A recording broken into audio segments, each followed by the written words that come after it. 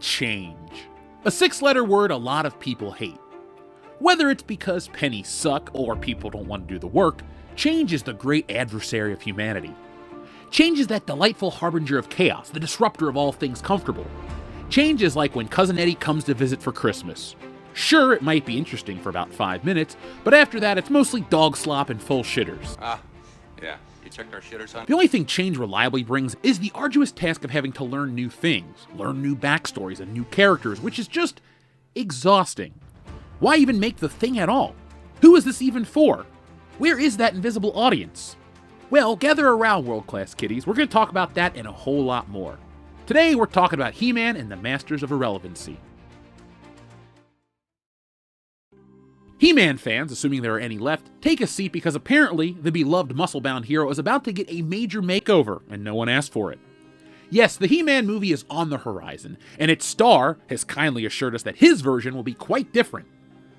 Exactly what I wanted. Thank you. Nicholas Galitzine, the man playing He-Man, revealed that he's been binge-watching old Masters of the Universe cartoons in preparation for the role, but he admitted that the upcoming movie will be quite different in its approach. Look, what I will say is our version is quite different from the original animation, which we all agree was camp within its own right and worked so well for the time. But there's been a couple of iterations, obviously since there's the Revelation version of Masters of the Universe and the comics themselves, and we're trying to treat our script as a Bible, you know? No, I don't. Now, if you're wondering what this means for the classic I Have the Power routine, please place your nostalgic memories in a safety deposit box. It's the only place they'll remain safe. Movie adaptations of TV shows, comics, and video games often seem to follow one golden rule. If the source material ain't broke, make sure you fix it anyway. And by fix it, I mean completely dismantle it. It's a time-honored tradition.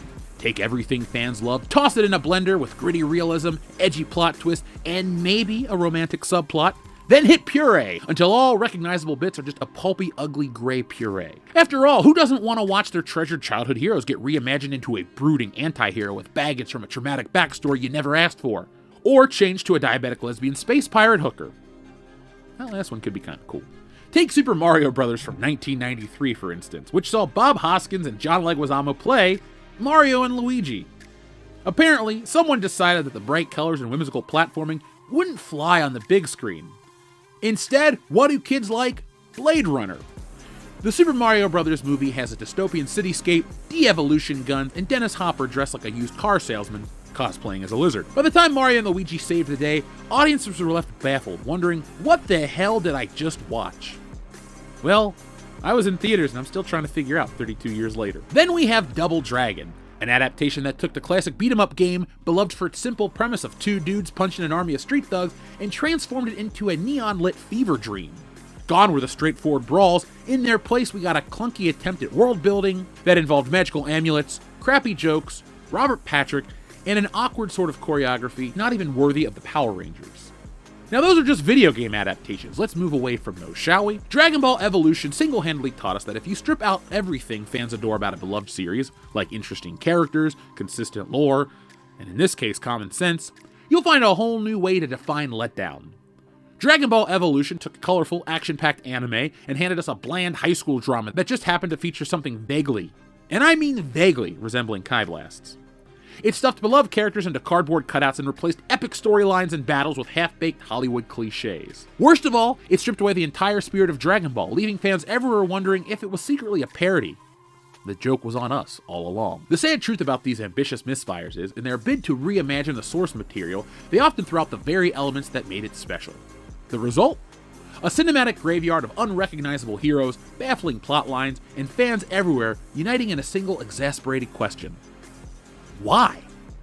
Studios are paying for a recognizable IP. Why make it unrecognizable?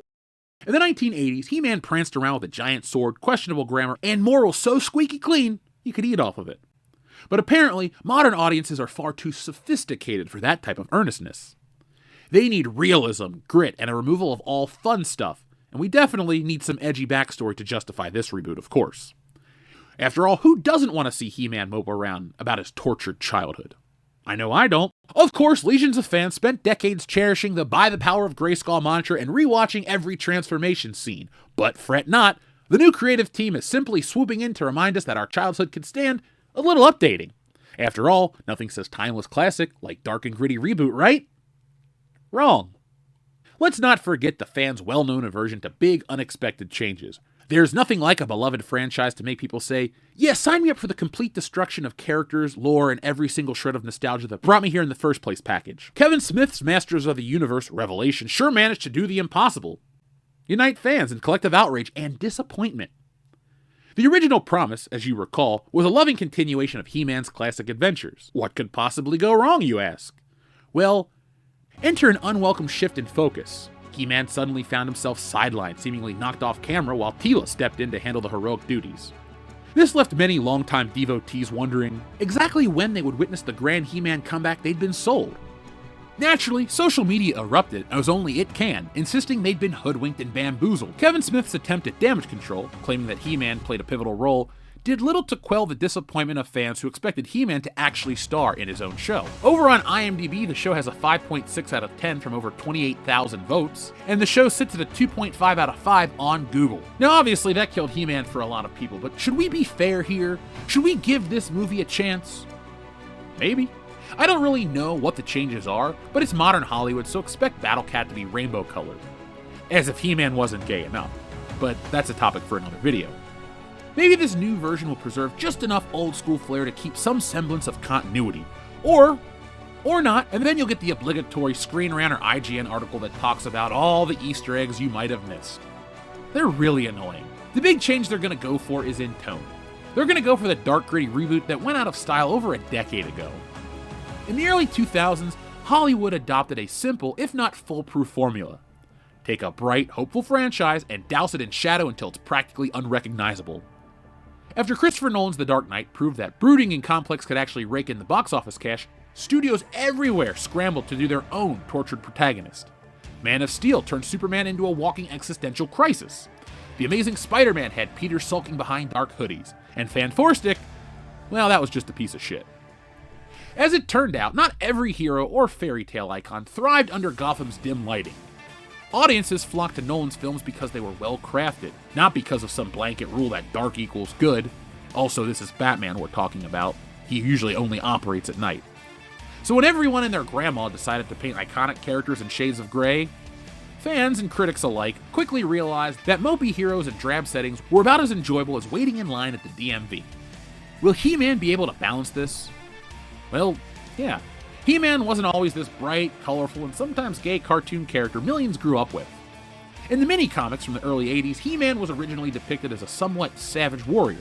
If you liked the raw barbarian with a magic sword vibe, then the earliest versions of He-Man might be the best one. But when Filmation entered the picture in 1983 with the cartoon, the mission apparently became, he's a role model now, let's keep this rated G.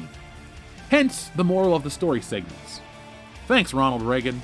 You really made cartoons great in the 1980s. With the success of He-Man and the Masters of the Universe, the show became a household name. The series, with its bright and colorful characters, simple lessons about friendship, was a far cry from those rough, dark, gritty, and sometimes violent early comics.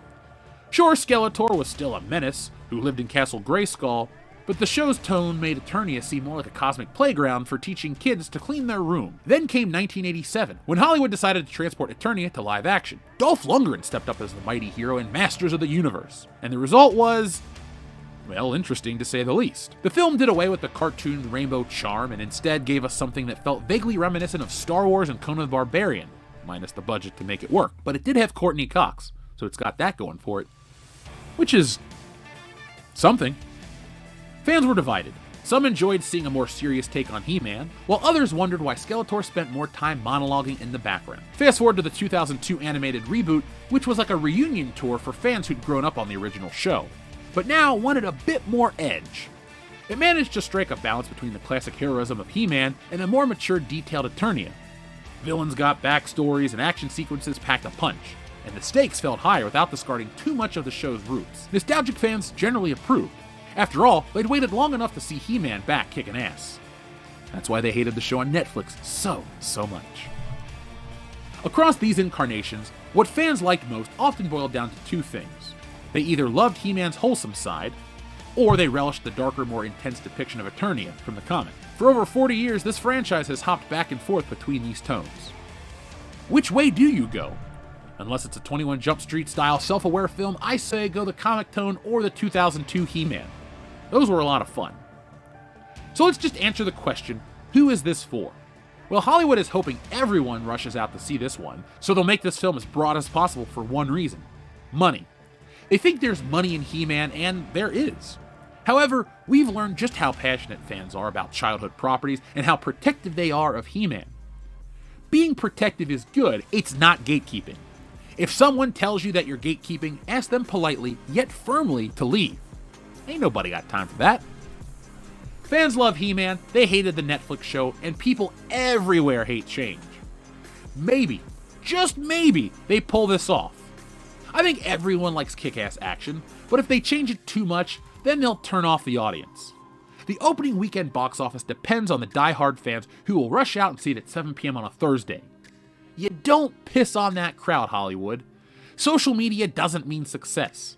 Look at Morbius. It was Morbin time on the clock, but the box office receipts say something else. You need the fans far more than the fans need you. There are alternatives to entertainment. We're one of them. Everyone is now an alternative form of entertainment. The fans, they already have their memories and action figures from He-Man. They're not going to pay you to sully those memories.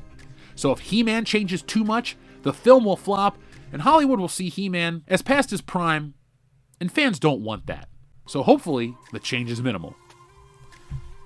Folks, welcome into 2025, and well, that's all I got to say about that. So subscribe for more world-class content, join us over on Patreon for more bonus content, and folks, Stealing Solo 2 will be here in just a few short months, so get ready for that and a whole lot more. But until then, folks, be smart, be safe, be cool, but always be excellent to each other.